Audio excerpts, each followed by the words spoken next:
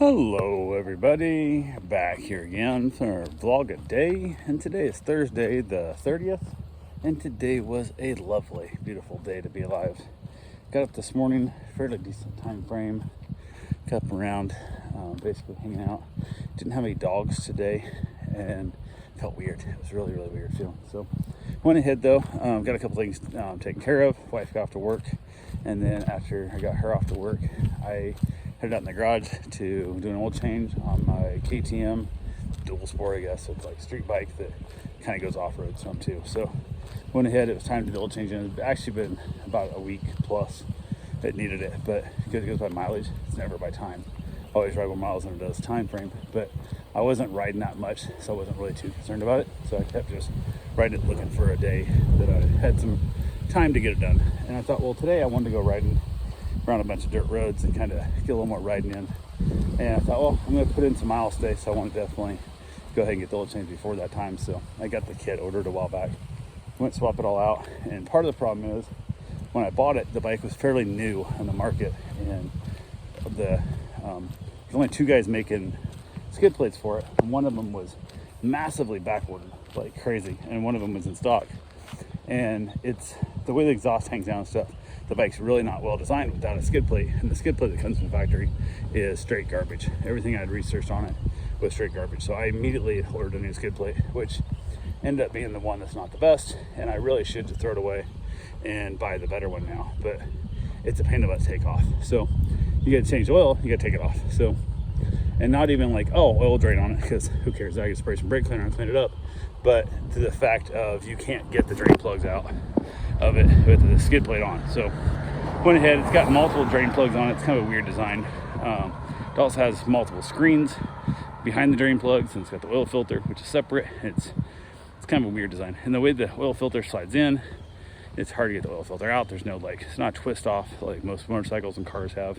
It's more of a canister style, and there's no lip on the top to get a hold of it. So you got to kind of pry it out. It's definitely not maintenance friendly, but I'm not willing to pay the price the dealership quoted me. I don't remember the exact number. I remember thinking at the time it was a few $100s an hour.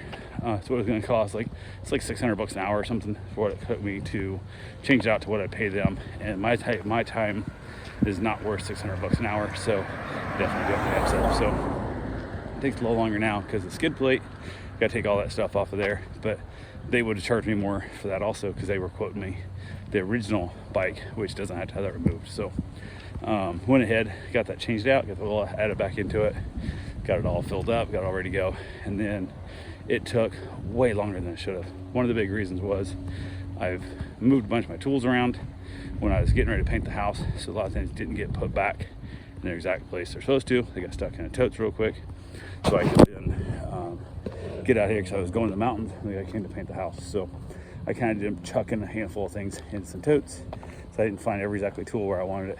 And then on top of that, I still have tools across the street, I have tools here. Last time I did an oil change this bike, I think it was actually across the street, so I just took it over there where my tools were. But for some reason today I already had it like set up in this driveway, so I'm running back and forth and pain in the butt. And then the filter, or the screen on the second drain plug up underneath, it like hooks onto the plug that the screen hooks onto, and it was decided it just clips in. It doesn't really like screw in tight kind of thing. It just kind of clips into that plug, but it came unclipped from that plug.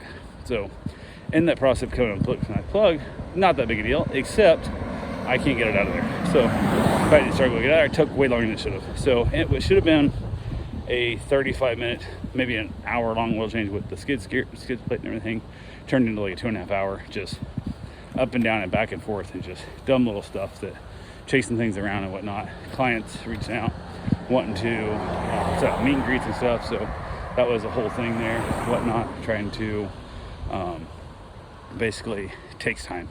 You gotta, just turn it longer than it was. So I was like, yeah, maybe I won't go on my ride today. I'm like, I'll do it some other day, not a big deal. So that's kind of hum-hawing around, kind of being a little bit pouty in my mind. And I thought, no, I'm gonna go ride. I don't care. I'm gonna go ride some dirt roads, and not really heading out to anything. I looked all over hell, because I bought it. I swear I bought a come along, because one time I went to Tiger Bay, I got the bike stuck pretty bad. Like, got stuck in some real bad mud. And I was like, man, I don't know if I'll get this thing out of here, to the point I had to like rip pom fronds off the plants to make like a platform to stand on to lift the bike. Because I'd lift the bike, my feet would sink in more than the bike would go up. And I was like, well, this ain't good. So I ended up having to do that. So I thought, well, I'll get a come along. That way, in case something happens, I wanted to leave my bike in the woods and walk out. You know, I can always come along it out of the mud. So could not find my come along for nothing. So I'm like, well, I guess I'll stick to dirt roads, not really go off-roading today, and play around and see where I end up. So took off, headed out, ended up going down little roads. As I was heading out, I was looking at the gas gauge. I'm like, kind of low on gas, but I'm not that low on gas. And I thought, man, I know it's gonna happen. Somehow I'm gonna screw up. I'm gonna end up down some little dirt path somewhere next to a creek or something. I'm gonna get myself semi-stuck in some sugar sand, and then the process of trying to spin/dig my way out of this damn thing, I'm gonna end up running out of gas. Or worse, I'm gonna be like, make it back to the highway and then driving to the gas station, I'm gonna run out of gas.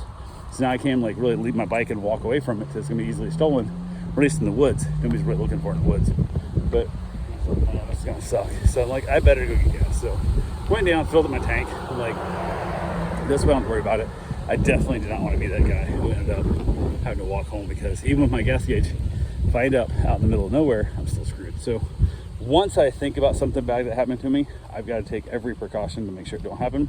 If not, it seems like karma kicks me in the ass for not taking those precautions, and then makes my bad idea come true. So yeah, when I got that whole thing figured out, talked about fuel, ran down a couple of dirt roads, and just took every little side dirt road I could find.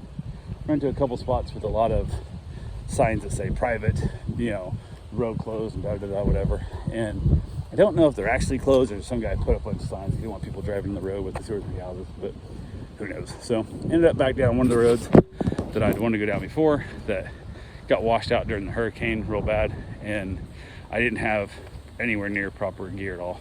And it was bad enough I was gonna need come along at the time, because I'm certain I was gonna get stuck. So went ahead, and they've got it somewhat rebuilt, but there's some trees down, and they've left the trees there, so it is no longer passable by anything, and you gotta go the opposite end of it to get back to the properties in there. So, but at the end of that street, I asked the guy who was standing out front that no jet ski converted to a car over there. Okay. Went ahead and saw the guy standing out front of the house, and it had a for sale sign in the yard too. Asked him, I said, hey, do you know if this road's passable? And he told me no. They've basically not cleaned the trees out, so it's unpassable now. And then we got talking about things, and that's somebody's house for sale. It's 2.65 acres and whatnot. He goes, well, do you want to see it? And I'm like, yeah, why not? So he showed me around the house, and they've already moved out, so it's easier to have a thing. And they finally got it listed on the market, and he's a little high price. Honestly, the house is well maintained. It's built like 01, well maintained, but it's a horrible layout. It's just it's a horrible floor plan. And if it was an empty lot, it'd be worth probably as much, if not more, to me. If it had the impact fees already paid, like if that house had been like removed, if all impact fees are paid, I'd probably pay as much for an empty lot as I would for the house, because with the house there, 1, I won't tear it down because I don't want to waste that money. 2, the way it's subdivided out there, I can't subdivide the lots in that part of the county. You got to have at least 2.5 acres to even build on, so I couldn't build. And I know I won't tear it down because it is a nice house, but it doesn't work for me. Where if it was an empty lot for the same price, probably still wouldn't buy it, but I'd be closer to. And then I could build my own place the way I want it, with an in-law suite and whatever and stuff, all into one residence, no subdivision needed, and build my garage and stuff, and possibly even have like the house, the shop in the middle, and then the in-law suite on the other side, with the shop being the buffer between the father-in-law and our house, which would make it super nice and still be considered one residence, even though you're having 2 separate entrances and stuff, and with key locked access kind of thing. So yeah, but with the house there, I won't tear it down, so it's worthless to me, but it is what it is. But I got to look around and talk to just some random strange guy who easily could have chopped me up and tried to throw me in the back well or something, who knows. But it's one of those things, you just take life and see how it works out. So wandered around there a little bit, and then took off riding some more. We just rode over a dirt road locally here I could find.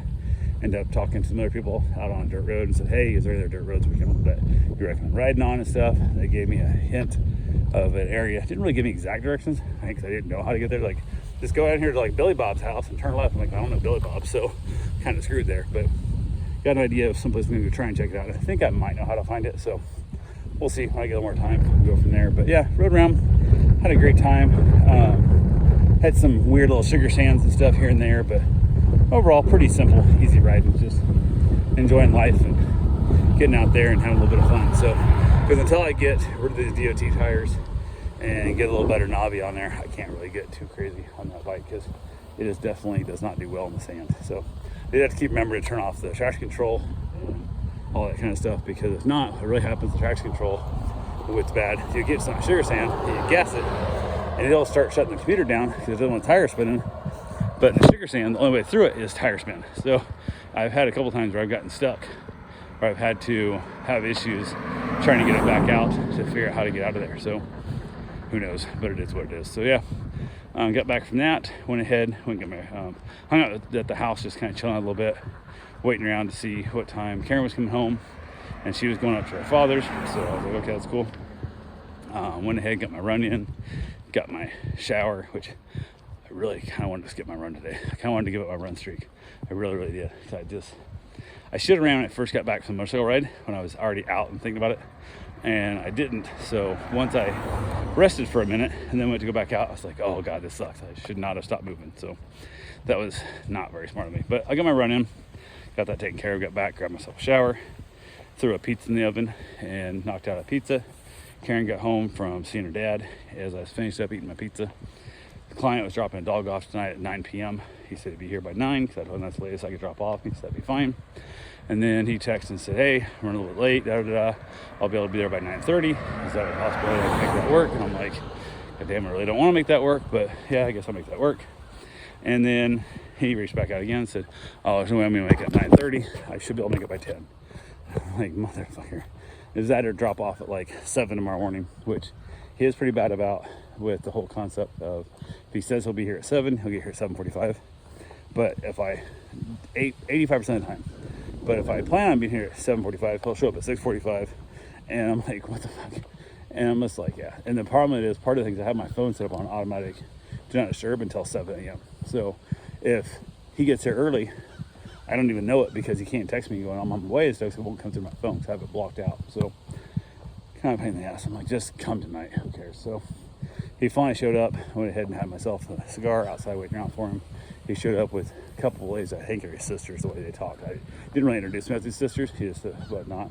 We got kind of chatting and stuff, and then talking about, I guess they're going to Disney, and they're going on a cruise, and then the whatever cruise line they're going on and stuff. And they're talking about, oh yeah, I said you guys need to go on Virgin. We were talking about that a little bit, and he's saying stuff about how the cruise line, he goes, we have to give me free cruises and stuff. And I go, yeah, it's because you're a damn degenerate. And I'm like, you gamble on the time, and of course they'll give you a free cruise, because you're losing thousands of dollars. They make way more money off the casino than they do off the damn cruise. And he laughed, and they laughed because I just straight up called this dude a degenerate right to his face, and I thought that was pretty funny. So put the dog outside. He's all chilling out, put the little flashy light on him, let him run out there, because he's been in the car all day going back and forth to airports and stuff, picking up people as they're flying in from, I don't know, California and Texas and where the hell they're coming in from. So but yeah, so the dog's wound up and worked up and all that, so I can't just put him to bed either, so that's not fair to him. So head back outside, let him run around a little bit, and finish my cigar, and headed in, watched a little bit of TV with my wife, wrapped it up, and called it a day. So that's all I got for right now. I will talk to you guys tomorrow. Have yourself a safe, wonderful day. Thanks for watching.